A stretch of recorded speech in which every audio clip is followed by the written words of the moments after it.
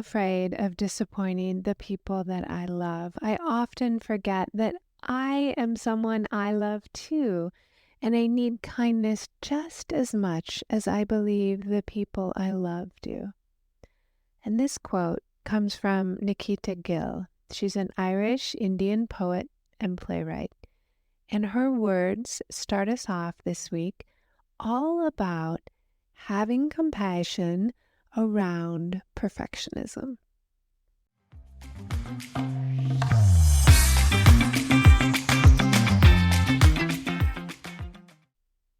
Welcome to the Modern Creative Woman podcast, exploring the art and science of creativity. And this is your podcast.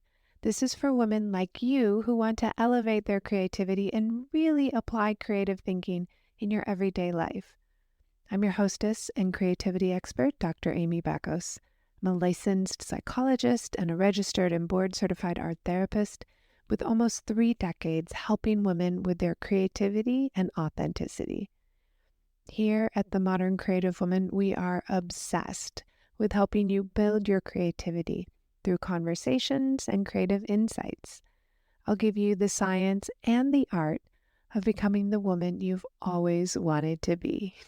Let's get started. Welcome in. I'm so glad you've joined me on this audio creativity journey today. If you have yet to join the Modern Creative Woman membership, I really want to encourage you to check it out. We have some incredible classes and you have access to all of the archives. And that's about 2.5 years of content, workbooks, slides, videos. It's a really powerful program. And what makes it even more special is the vibrant community inside the membership. There are some truly inspiring women, and I would love for you to come join us. This episode is picking up on what we started last week around perfectionism. And if you have yet to listen to that episode, I want to encourage you to go back and listen to that one first. We talked about adaptive perfectionism and maladaptive perfectionism. And I want to remind you that perfectionism is not a clinical diagnosis. It's not a pathology. It's really more of a character trait. And so I want to speak today a little bit more about what that means and how we can use our strategies of thinking in ways that are helpful and separate these helpful ways of thinking from the unhelpful ones. Finally, we will conclude with some really creative strategies that you can use to relate to your thoughts differently. Remember, perfection is a state of being free from flaws or defects, and none of us will ever be there. It's impossible. Perfection also relates to trying to achieve the highest possible standard or excellence in any particular area. And I really think about 4 areas where we might feel the urge to apply perfectionist thinking. One is around flawlessness, like removing errors, defects, shortcomings.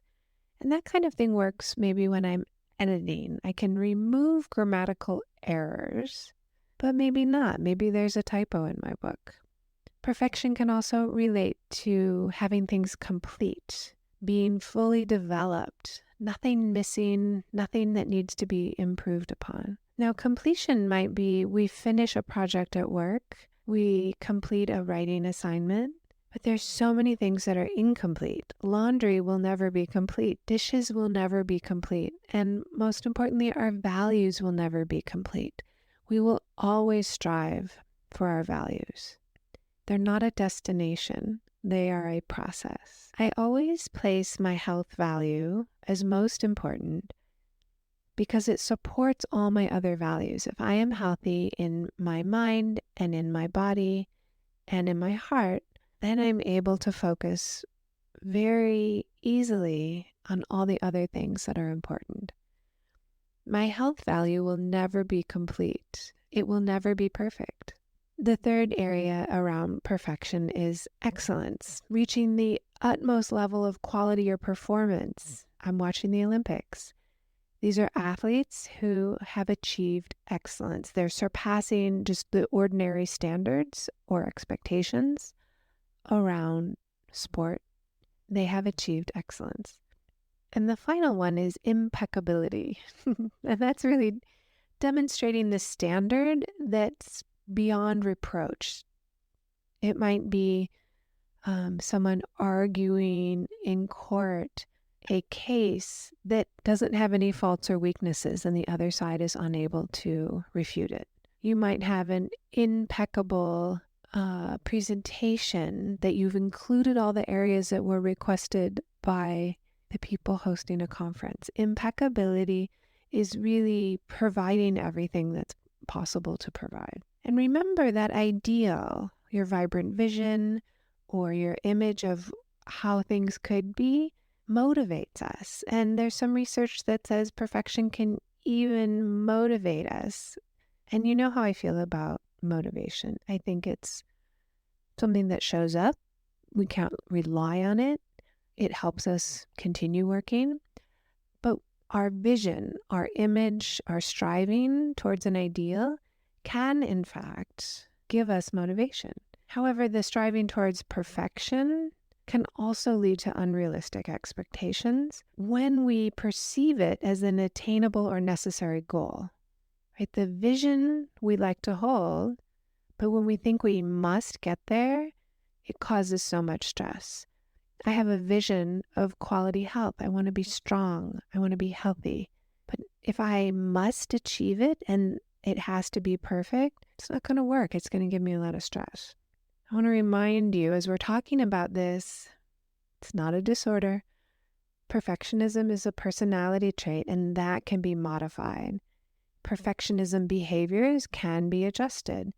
Perfectionism thoughts can be related to differently. And that's the really exciting part, that you can tease apart an anxiety coping strategy from your accomplishments. The idea that you can use your perfectionism traits for good effect should feel liberating.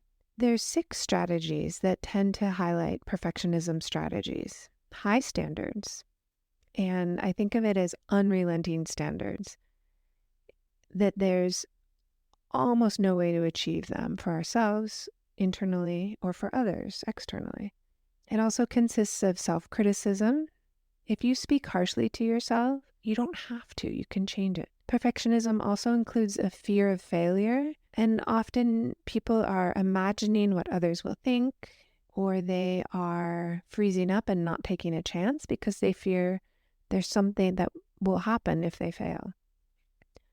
Perfectionism strategies also include all or nothing thinking, black and white thinking. It's a cognitive distortion that doesn't include the whole picture. Procrastination or precrastination, waiting till the last minute, or starting too early and not spending enough time on a project are all strategies. And finally, an overemphasis on control strategies. There is an abundance of research about how to support perfectionist thinking to feel better about it. And you can imagine some of them, I would think. A lot of them are what we talk about inside the Modern Creative Woman. So let me give you what the research shows can help. So the science is pretty clear that cognitive behavioral and behavioral approaches can help us relax unrelenting standards. A self-compassion practice where we begin to see ourselves as deserving and worthy and just as worthy of love as everyone else. Mindfulness, of course, helps here. Meditation practice can help because it's a deepening practice.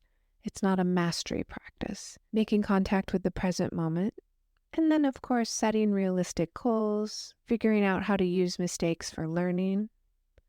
There's an abundance of research as well around gratitude, that gratitude allows us to see the bigger picture, and that helps a lot with perfectionism. When we think about acceptance and commitment therapy, it includes focusing on values as a direction, not a destination. I want to be a kind and loving partner is a direction. I can't check it off a list and I can't do it perfectly. Values offer us guidance. And finally, also in the domain of acceptance and commitment therapy, is diffusing from perfectionistic thinking. And diffusion means we stop believing what our brain comes up with. We see our thoughts for what they are, just thoughts. They're not facts. When we begin to have a perfectionistic thought, it comes from an anxiety or a worry, and it's a way to cope with feeling uncomfortable. Somewhere along the line, we might have learned that if we do something right, quote unquote right, we will avoid punishment. We'll avoid someone getting mad at us. We'll avoid being embarrassed in class for not knowing the answer. We will avoid a social stigma. And the more we try and do things right, the more we end up focusing on this imaginary thing in our head of right. And we tend to even make more mistakes because we're focusing on trying to do it right to feel safe and comfortable instead of trying to do something to learn. You're probably familiar with that research around growth mindset versus fixed mindset. And I had a lot of experience with this teaching at the university. Some students would come and ask for feedback on their paper. They would say, "Oh, I thought I was a good writer, and I realized that maybe something needs to be different now that I'm in graduate school. And I noticed that this one section seemed to have a lot of problems. Can you help me understand this? Because I don't understand what needs to go here." That's growth mindset. They're open to feedback. They're requesting the feedback that will help them learn to be a better writer. And then another kind of student would come to my office and they wanted to focus on arguing the grade. They would say, "I deserve a higher grade. I'm a good writer. I don't think this is wrong. I handed it in. I did a good job." And they were very interested in convincing me that I was wrong about giving them whatever feedback I gave. They were very interested in only the grade. They weren't interested in learning how to write that section better or learning what they needed to know to be successful on writing these different kinds of papers that are required in graduate school. They just wanted to be right. It felt so uncomfortable that they perceived they were wrong, incorrect. And at some point I would say, do you want to keep arguing about the grade and focus on right and wrong? Or do you want to learn how to do this? And we can look through your paper again and I can help you with some of the details. And over time, most people came to see that the goal was to grow, not to get a perfect score. Sometimes people would be very upset that they got a 92 or an 85, and those are all good grades. They would be so focused on this number. Why did I get a 92 and not 100? And they were focused on the wrong thing. Instead of learning, they were focused on this number. That's fixed mindset. And that kind of focus is really perfectionism, trying to control the situation, trying to be right so they didn't feel anxious. I have a few strategies that you can use today to help you shift into a more relaxed state. So I have 5 ideas that you can implement, and I'll put them in the show notes. Focus on progress, growth, and mastery is the first one.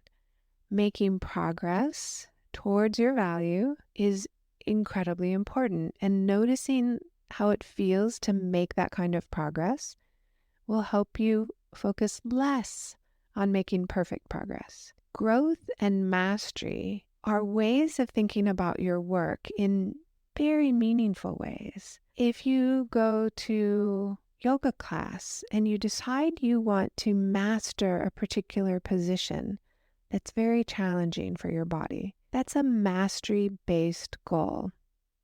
You're moving towards the ideal of practicing yoga. You can't have perfect yoga, but you can develop mastery in a position, and focusing on those smaller, deeper mastery goals really pulls us away from perfectionist thinking.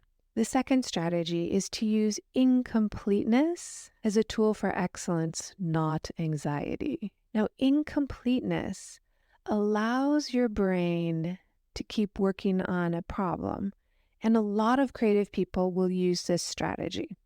Let me give you some examples. If you have a project at work, all of the brain scientists would say, spend a little bit of time for 5 days working on it. And your brain will work on it while you're sleeping, while it is undone. It's a strategy of undone that gives you greater depth and access to your creativity. If you have a plan to complete a particular project and it requires maybe a writing project or a collaboration project at work, doing an hour a day for 5 days taps your brain for 5 full days. Instead of doing it all on Friday, your mind will have had the opportunity to mull it over for 5 days, and your final project will be far superior than if you had just written it all in one day. Now, the same holds true for those perfectionists who try to get out of this procrastination piece and they get it all done on day one. They have the same problem. The paper, the report, the project's not as good because they did it all right away in one day, instead of allowing their brain to think about it. The science behind that is unfinished projects kind of niggle at our brain, and our brain keeps working on them while we sleep, while we're moving about through other projects. Things that are unfinished maintain the attention of our brain. So it doesn't require any more hours of work on this 5-hour project. But when you spread them out over time, you have to tolerate the discomfort of an unfinished project, but the benefits are huge.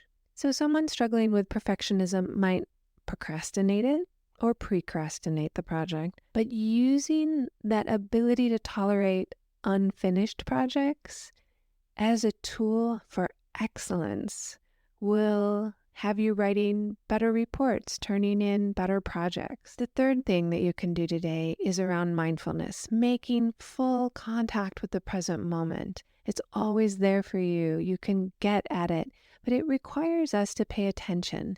And mindfulness, making contact with the present moment, might have us aware that we feel uncomfortable and we're using a control strategy to feel better, when in fact they shouldn't go together. Mindfulness allows us to separate them. The fourth one is to use gratitude strategically. You know I love gratitude. It's a powerful tool to feel better, to make more contact with the world, to see the big picture and appreciate those around us. You can get access to the 21-day gratitude journal from the Modern Creative Woman, and you can use a daily 3 gratitude practice.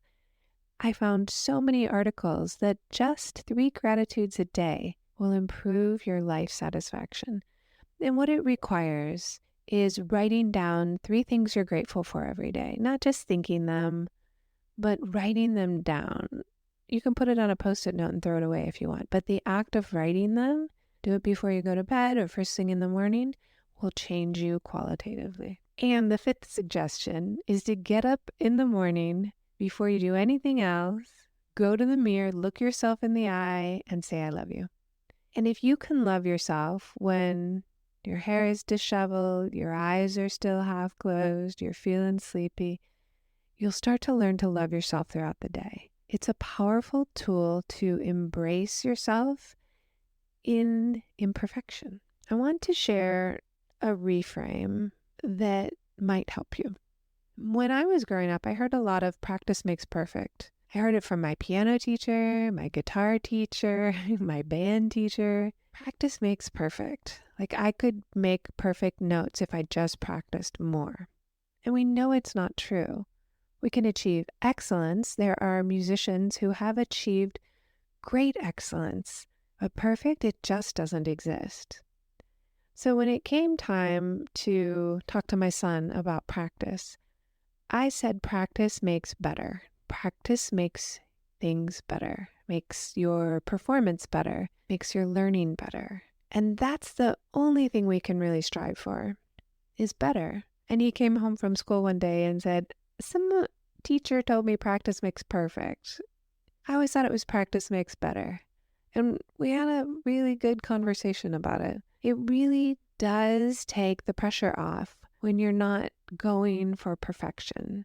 At some point, I tried to remove the word from my vocabulary. There's a few words that I avoid using because they are not helpful, and perfection is one of them. Let's talk about the art of imperfection. A few years ago, I started taking wheel pottery classes, and it requires quite a level of precision that I have never applied to clay before. I've taken lots of sculpture classes. I love working in clay, yet to work on the wheel was a series of many, many failures, collapsed pots and bowls. And I knew that I wouldn't come home the first day with something that looked very attractive. And yet I felt the urge to keep trying. And I wanted to create something that I could use. I think in the past, I would have felt maybe more frustrated. I would have felt curious about it, but more frustrated that it wasn't working out the way I thought it would. When we strive in artwork to achieve excellence, we want to focus on what is meaningful, creating depth or a mastery type of goal. To be able to make a vase or a bowl or a mug is a mastery goal. And that is a worthy pursuit. It is not helpful to think of having perfection in the making or being able to do it on the first try. Those kinds of goals lead to frustration, self-judgment, and what we've done in that process is tie our self-worth or validated feelings of ourselves to some kind of external thing that really is outside of our control. We have to learn how to do it. We aren't simply gifted with an art talent. We have to practice. Practice makes better. So when you find yourself in a situation that you could learn something new, I want you to take it. It might feel frustrating to learn how to knit. And in fact, it always does in the beginning. It might feel frustrating to sign up for a painting class. However, the mastery goal that you can accomplish gives you so much more satisfaction than striving for perfection ever could. When we get wrapped up in striving for perfection, we've just confused two things that don't really go together. One is feeling better and avoiding anxiety. That's the first part.